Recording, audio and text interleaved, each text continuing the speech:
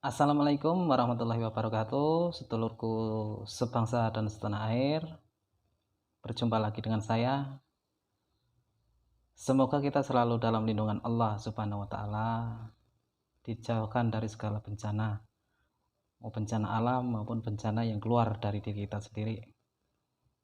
Ya, kalau tahu itu dari diri kita sendiri, supaya kita tuh sadar yang sebenarnya. Dan semoga Allah juga melimpahkan rahmat dan hidayahnya kepada kita semua. Yang lagi sakit, semoga lekas sembuh. Yang lagi kesusahan, semoga dimudahkan jalan keluarnya oleh Allah. Amin, amin ya rabbal alamin. Sedulurku semua, kemarin saya menjelaskan tentang Dajjal. Saya rasa walaupun agak belepotan, sedulurku semua mudah memahami lah apa yang saya sampaikan. Saya tuh sebenarnya bingung lur, mau ngomong apa. Soalnya kayaknya semuanya itu sudah dijelaskan sih oleh para kiai yang sebenarnya, para kiai, para ustadz, para ulama itu tentang hukum-hukum yang ada. Jadi bingung saya nih mau menjelaskan apa. Tapi saya tuh tertariknya tuh gini lor, menjelaskan tentang hakikatnya. Jadi yang kemarin-kemarin saya utarakan itu sebenarnya tentang hakikat kenyataan yang ada. Dan sekarang ini tuh lagi apa ya, fenomena-fenomena sekarang ini kan lagi musimnya cinta. Semua orang sedang dilanda dengan cinta. Cinta kepada ulama, cinta kepada Habib. Ya, itulah fenomena sekarang. Tapi kita kalau mau ngomongin cinta itu apa ya, sesuatu yang tabu sih menurut saya.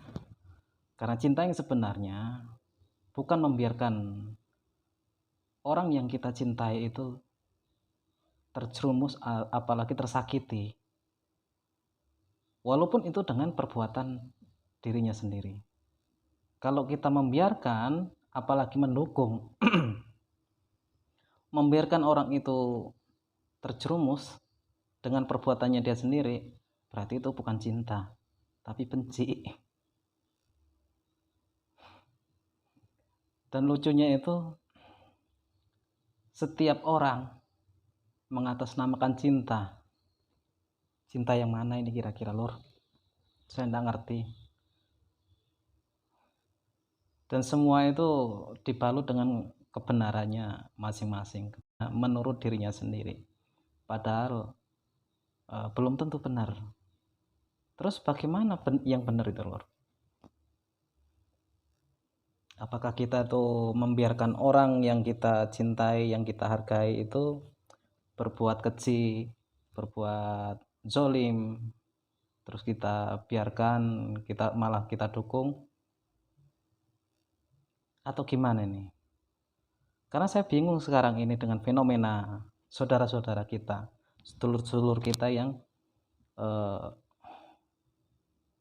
mengatasnamakan agama, mengatasnamakan Allah, mengatasnamakan Rasulnya, itu saling berebut benar dan dibalut dengan dalil, dengan ayat, dengan hadis, mengatasnamakan kebenaran. Jadi bingung saya lor. Tapi di sini saya tuh mau sekedar mengingatkan aja sih lor ya. Yang namanya kebenaran, yang namanya keselamatan itu bukan dari orang lain, tapi dari diri kita sendiri. Kenapa saya bilang dari diri kita sendiri? Bagaimana kita berjalan, benar-benar berjalan dengan kebaikan, dengan cinta kasih yang ada. Ngomongin cinta lagi nih saya. Mengasihi diri kita sendiri dulu lah. Nggak usah keluar diri dulu. Nggak usah ke orang lain dulu. Ke diri kita sendiri dulu. Supaya kita selamat dunia akhirat itu bagaimana. itu tergantung dari akhlak kita. Itulah yang menolong kita, bukan siapa-siapa. Karena orang lain pun ketika bencana datang, itu pasti sibuk dengan dirinya sendiri untuk menyelamatkan dirinya sendiri, bisa atau tidak, boro-boro mau menyelamatkan yang lain. Kalau sudah betul-betul kepepet ya sudah dirinya sendiri yang dipikirkan. Kalau sudah berhadapan dengan Allah. Jadi di sini saya cuma mengingatkan aja, yang bisa menolong kita itu ya diri kita sendiri. Karena jujur aja ya lor ya, sebenarnya saya tidak mau mengungkapkan di sini. Saya sudah lama sih sebenarnya dapat isyarat, dapat ya terserah sedulur semua tuh mau percaya atau enggak ya, itu bukan hak saya, itu hak kalian. Hak saya cuma menyampaikan, cuma mengingatkan. Bukan saya yang menjadi hakim apalagi penghakim. Itu semua sudah ranahnya Allah.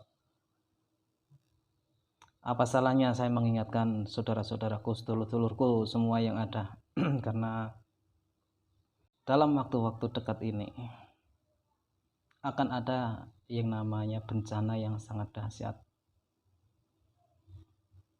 di mana tempatnya itu wallahu alam, dan kapan terjadinya wallahu alam. Yang jelas dalam waktu dekat ini akan ada bencana yang sangat luar biasa. Jadi yang bisa menolong itu cuma diri kita sendiri. Dari mana itu datangnya bencana itu? Ya dari diri kita sendiri, yang tidak bisa memahami, yang tidak bisa memerangi yang namanya nafsu, keangkara murkaan yang ada dalam diri kita. Percuma teriak Allahu Akbar, percuma hafal 1000 hadis, percuma hafal semua ayat, tapi kalau omongannya kotor, selalu membuat bencana dalam diri kita sendiri, yaitu ya percuma kalau menurut saya.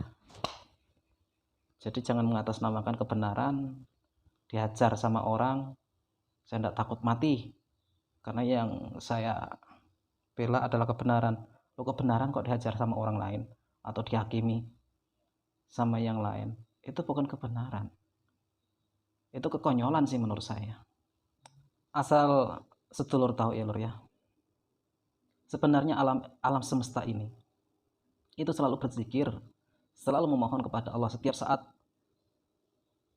meminta kesejahteraan untuk kita semua.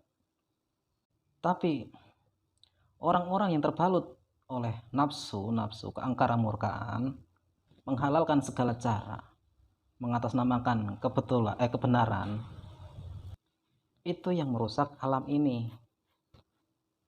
Adanya angin, adanya gempa bumi, adanya bencana alam, ya karena kita itu tidak pernah mensyukuri apa yang ada, malah kita merusak, mengotori dengan angin yang penuh kesujukan, malah kita kotori dengan kata-kata kotor. Jadi tidak usah heran kalau angin itu suatu saat datang terus memporak-porandakan, sekalian memporak-porandakan kita semuanya, tidak usah heran. Terus gempa bumi, adanya gempa bumi itu juga karena perbuatan kita juga. Tidak pernah bersyukur. Jarang orang yang sangat-sangat bersyukur, itu jarang. Apa yang kita dapat, apa yang kita makan, itu semua tuh dari bumi. Tapi semua kebanyakan itu menginginkan lebih, bahkan menghalalkan segala cara untuk mendapatkan apa yang kita inginkan. Padahal Allah itu sudah menyediakan apa yang kamu butuhkan, tapi ya karena keinginan yang sangat berlebih ya semua dihalalkan. Dan disitulah murkanya alam, karena perbuatan kita sendiri yang awalnya itu selalu berzikir, memohon kepada Allah untuk apa yang ada, termasuk diri kita itu supaya lebih baik, tapi malah memporak-porandakan alam itu sendiri. Jadi alam itu sangat murka, sekalian aja minta memohon kepada Allah untuk membumi hanguskan apapun yang ada. Tapi Allah bilang jangan, masih banyak orang-orang yang baik. Itu kenyataan yang ada, lor. Mau percaya ya syukur, mau enggak percaya ya saya tidak memaksa. Yang jelas saya cuma mengingatkan kepada sedulur semua, perbaikilah akhlak yang benar-benarnya baik, yang luhur, sesuai ajaran-ajaran yang sangat menghargai alam dan menghargai sesama. Sudah banyak kok wedaran ataupun penjelasan para kiai yang sebenarnya bagaimana kita berkasih sayang, bercinta kasih. Tapi kebanyakan orang cuma di bibir saja. Dan sekarang ini kan munculnya bencana itu, menurut saya itu baru peringatan kepada setiap orang siapapun itu untuk memperbaiki moralnya. Karena sekarang ini yang melanda, bencana yang muncul itu sekarang ini ya moral yang sedang melanda. Moral kita yang bejat, tidak punya adab, saling membenci, saling mengkafirkan, saling teriak Allahu Akbar, merasa diri sendiri yang paling benar dan orang lain yang salah. Itulah bencana moral. Kalau sudah merasuki diri kita semua, maka alamlah yang akan berbicara langsung. Jadi gunakanlah akal yang sehat, lor. Akal yang sehat itu tidak mempunyai penyakit di dalam diri. Kalau ada penyakit, maka akan ditambah lagi oleh Allah penyakitnya. Apa sih itu penyakit itu? Ya, penyakit iri, dengki dan sebagainya itu. Jadi bukan apa ya, lor ya. Bukan akal sehat yang selama ini diunggul-unggulkan oleh siapa toh? RG kah siapa itu? Saya akuin itu akal cerdas, tapi bukan sehat. Kalau akal sehat itu tidak melibatkan yang namanya kebencian, iri, dengki, apalagi mencaci maki yang tidak kita sukai. Itu bukan akal sehat, lor. Itu akal sakit kalau menurut saya. Jadi garis besarnya yang namanya akal sehat itu lepas dari pemikiran najis. Najis itu ada dua hal, material dan non material. Dan untuk menghilangkan kedua najis itu tuh ya sering kita lakukan wudu itu, lor, yang disebut dengan wudu. Tapi karena kebanyakan orang tuh tidak paham, tidak mengerti yang sebenarnya, ya tetap aja najis. Karena di Al-Quran pun menjelaskan tentang najis zahir dan najis batin. Jadi ayolah, lur, mari kita selamatkan diri kita dulu. Kalau sudah bisa menyelamatkan diri kita, ya keluarga, saudara, dan lebih luas lagi. Oke, lur, mungkin cukup sekian dulu, lur. Saya bingung mau ngomong apa ini, dan kebetulan juga barusan ada panggilan. Saya akhiri. Wassalamualaikum warahmatullahi wabarakatuh. Salam seduluran, salam sejahtera, dan semoga Allah selalu melindungi kita semua dari segala bencana. Amin amin ya rabbal alamin. Rahayu rahayu rahayu.